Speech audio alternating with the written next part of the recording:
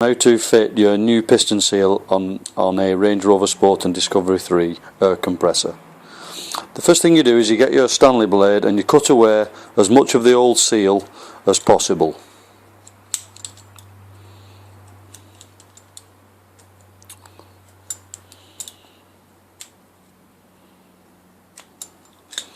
You then get your white pre-assembly tool, and before you cut it into two pieces, it's a good idea to grind two flats and then you cut it in half. This will help the location in the vise. You then place your pre-assembly tool on the piston head like so. You then place the piston head assembly into a vise.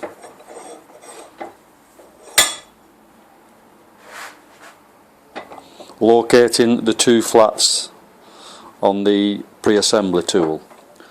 You can tighten the assembly, but do not over tighten, else you may squash the piston head itself.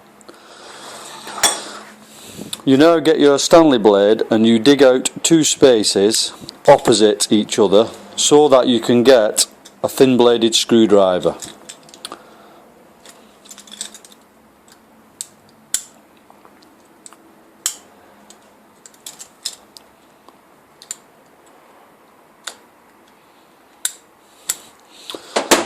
You then get a thin bladed screwdriver. You can start off with a small screwdriver just so that it will allow the clamp ring to raise a little. So you locate the space you just made with a Stanley knife and you gently tap the screwdriver blade into the gap that you've just created. As you can see, the clamp ring is lifting slightly. You do the same with the gap opposite.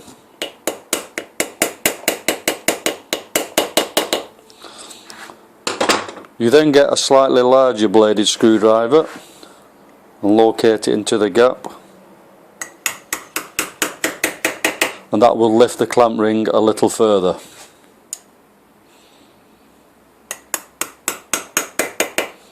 As you can see, the old seal has started to loosen. You then get a larger bladed screwdriver and you place that into the gap.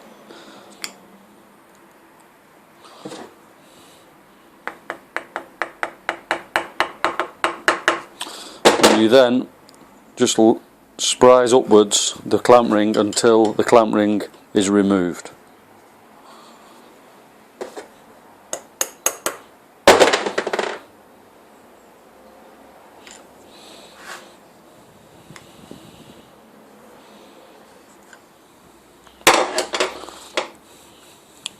The next step is to remove the remnants of the old piston seal.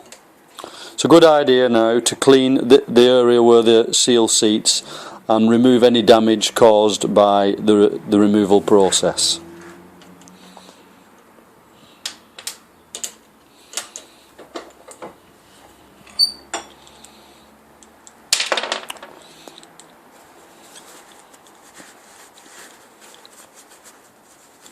The next step is to place the connecting rod back into the vise and allow the piston head to rest on top of the vise. Be careful that you do not bend the com rod.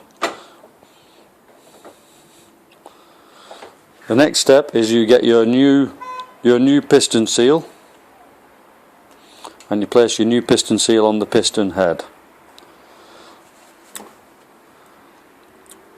The clamp ring needs to be cleaned up.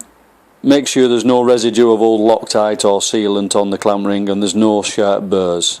What I like to do is I like to place a little bit of Loctite on the inside of the clamp ring. Then you place the clamp ring back into its position on the piston head. You get a socket of similar circumference to the clamp ring and you gently tap down the clamp ring until it becomes seated inside the seal. Do not apply too much downward pressure, else you may squash the seal and deform the shape of the seal.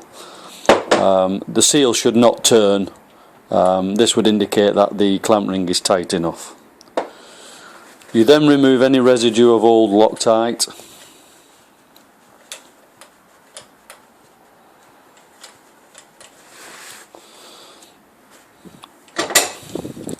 and that's your newly fitted seal.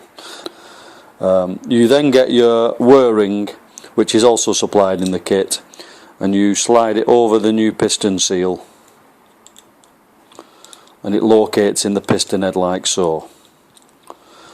It's a good idea to check at this stage if you get the piston liner and you slide the piston liner over your new seal, it should slide nice and free inside the piston liner. That would indicate that you have assembled the piston seal correctly and you've not squashed the piston seal when you've fitted the clamp ring. Should slide without too much interference. Please check out my other videos for Range Rover Sport and Discovery 3.